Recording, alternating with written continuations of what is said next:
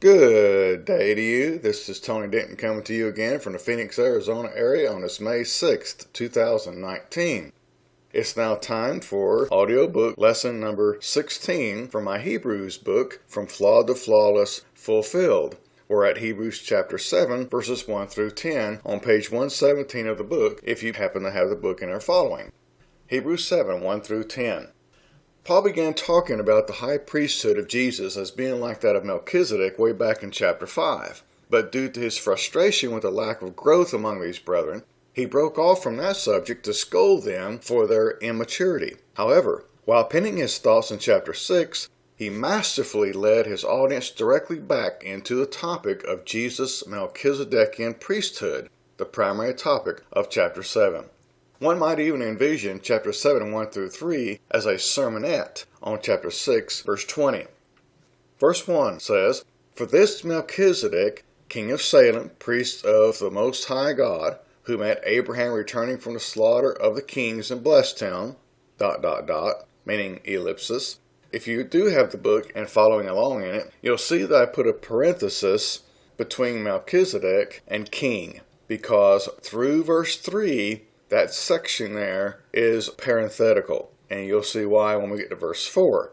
But anyway, that was verse 1 I just read. "For this Melchizedek, king of Salem, priest of the Most High God, who met Abraham returning from the slaughter of the kings and blessed him." Melchizedek is only mentioned twice in the entirety of the Old Testament. Once in Psalm 110 verse 4, and once in Genesis 14, 18 through 20, the record of his very brief encounter with Abram, Abraham's name till Genesis 17. It's important to note that Melchizedek, unlike the Levites, but like Jesus, check out Zechariah 6, 12 and 13, was both king and priest. Because Jerusalem is called Salem in Psalm 76 verse 2, it's pretty much indisputable that the city of Salem here is Jerusalem. After Abram had slaughtered 4 evil kings in order to free his nephew Lot, he came to Salem where he met Melchizedek, God's Gentile priest, who blessed him.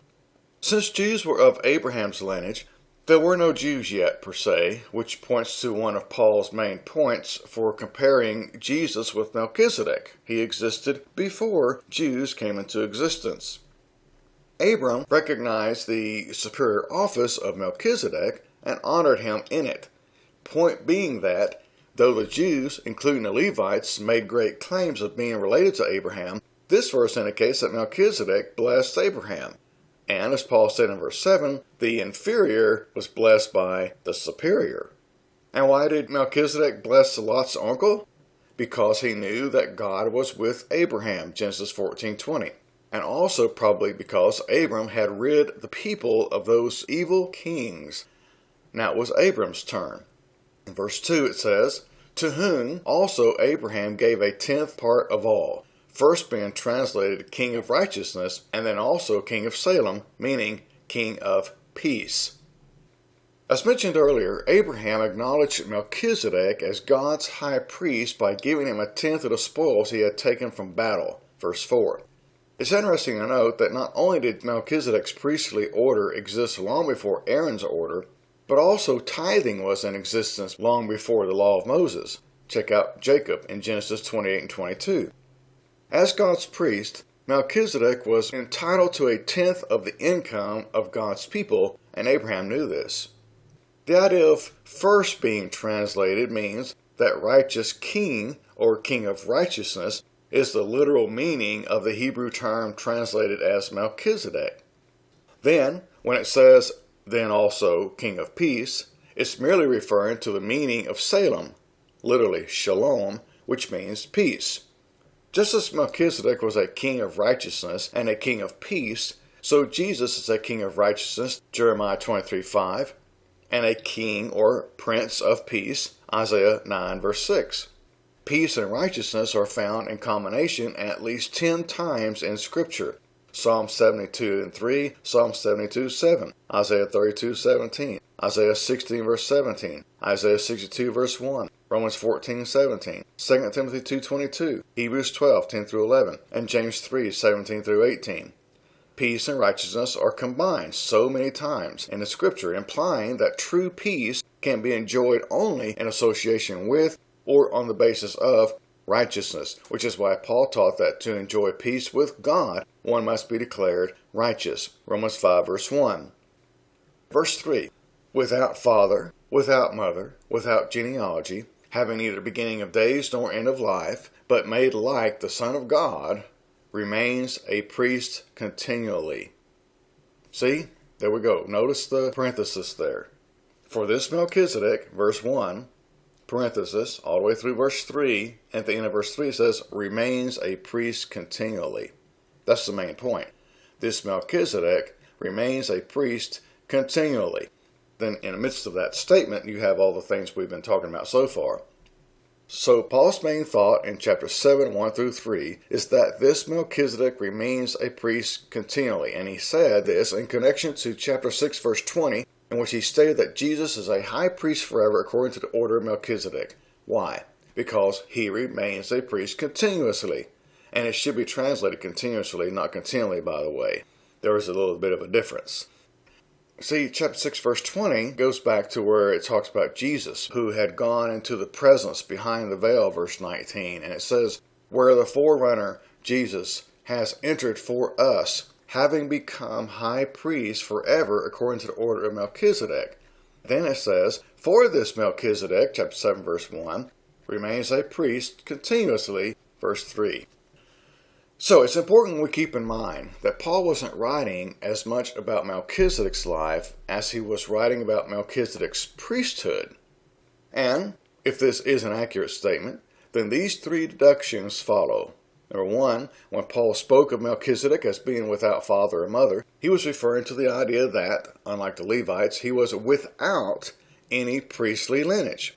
But, like Jesus, he was a priest by special appointment from God. Number two, when Paul spoke of Melchizedek as being without genealogy, he was referring to the idea that, unlike the priests, that is the Levites, he was in no way related to Abraham. And number three, when Paul spoke of Melchizedek as being without beginning of days or ending of life, he was referring to his life as a priest. See, unlike the Levitical priests who could only serve from the age of 20 till death, God left no such revelation about Melchizedek's reign. Rather, his priesthood was like that of God's Son, an eternal one, chapter 6, verse 20. What this means is that as Melchizedek alone filled up the entirety of his priesthood, so Jesus fills up the entirety of his priesthood. Each of them was and is uninterrupted in his duties. Something that's clearly implied here, and perhaps also in Isaiah 53, verse 8 and Acts 8:33, is that Jesus has no posterity. Okay, here's a summary before we get to verse 4. Individual Levites could not claim to be specially ordained by God. That is, they weren't lacking genealogy. They couldn't claim to have an endless ministry. That is, they died. And they couldn't claim to be both priests and kings. But Jesus, like Melchizedek, could claim all three of these, making him a better priest than Aaron and his posterity. Okay, chapter 7, verse 4. Now consider how great this man was, to whom even the patriarch Abraham gave a tenth of the spoils.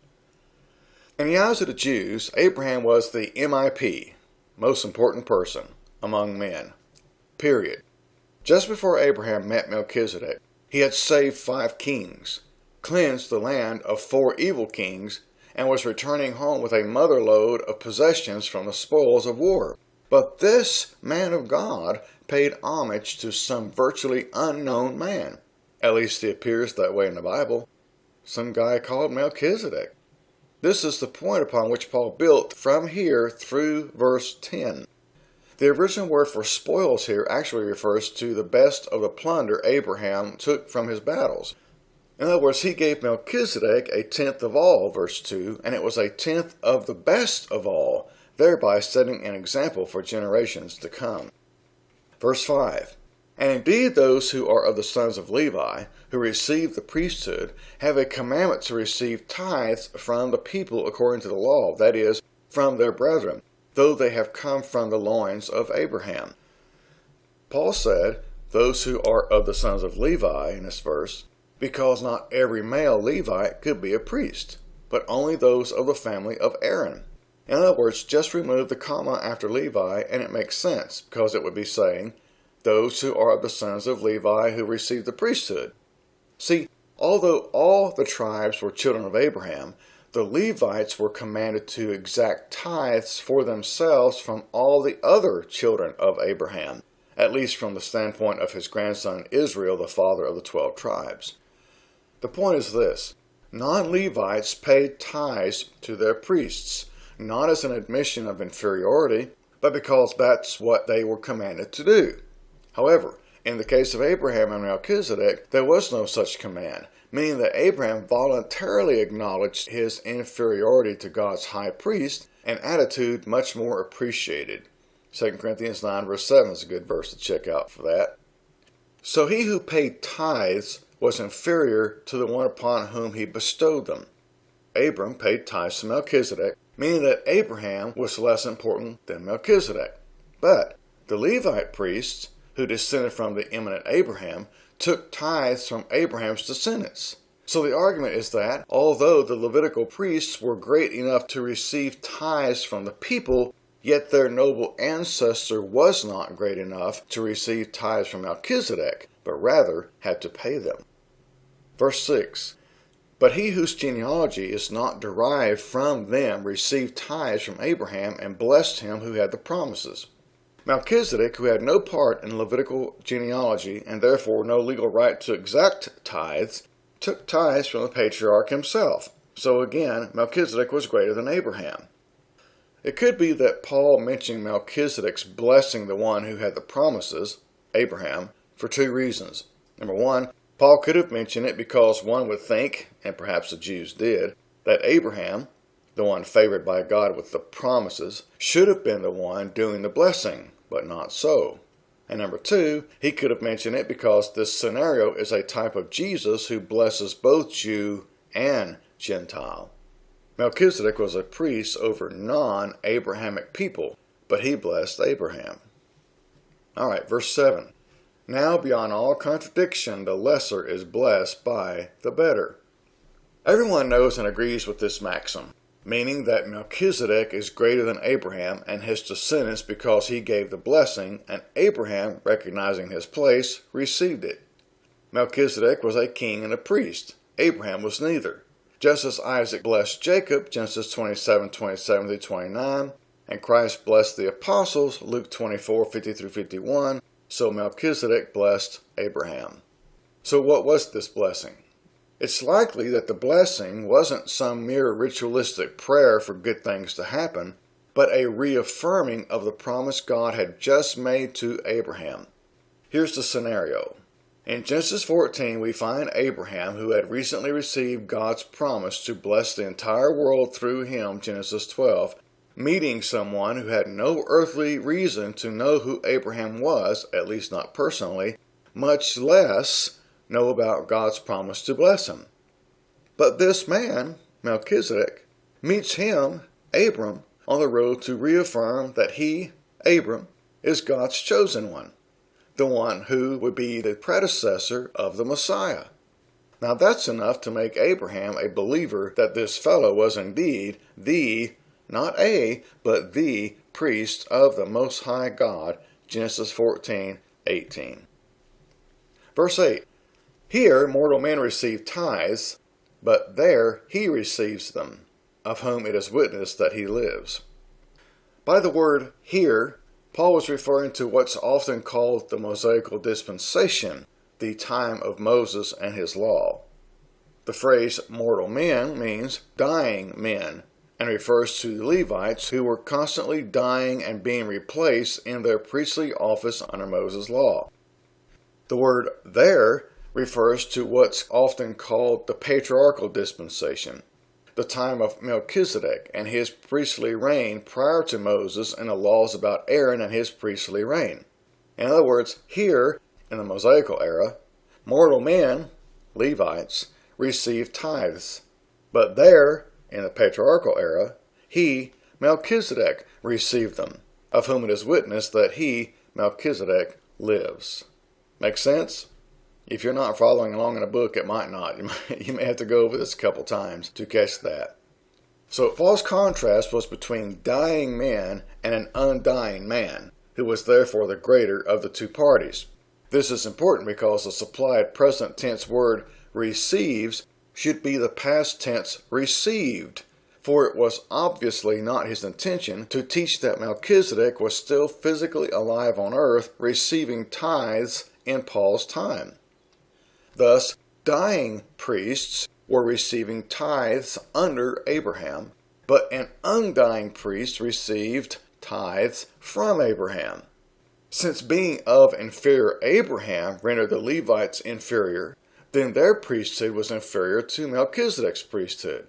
So there should be no question why God ordained that his son's priestly office be according to the order of Melchizedek, chapter 6, verse 20, instead of according to the order of Aaron.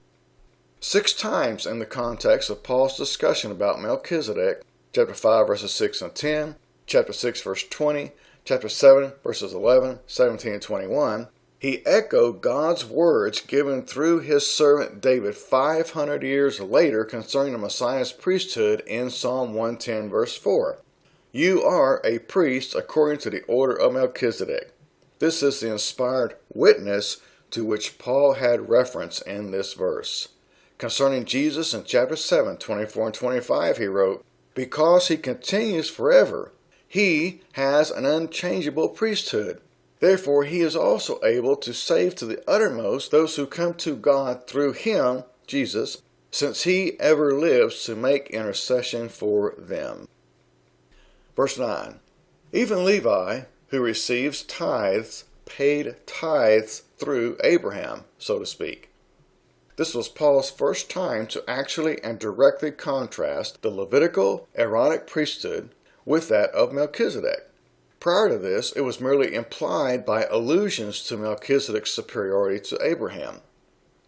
Another reason the Melchizedekian priesthood is greater than the Levitical priesthood is that not only did the highly esteemed Abraham pay tribute to Melchizedek, but Levi, and thus the Levites, also paid tithes to Melchizedek. And why would Paul say such a thing? Read the last verse of this lesson, verse 10. For he was still in the loins of his father when Melchizedek met him. Although Levi wasn't yet born, he was to be a descendant of Abraham, the family representative. See, the Jews believed so strongly in the solidarity of their race that, even if they didn't like it, they no doubt perfectly understood Paul's unanswerable argument here.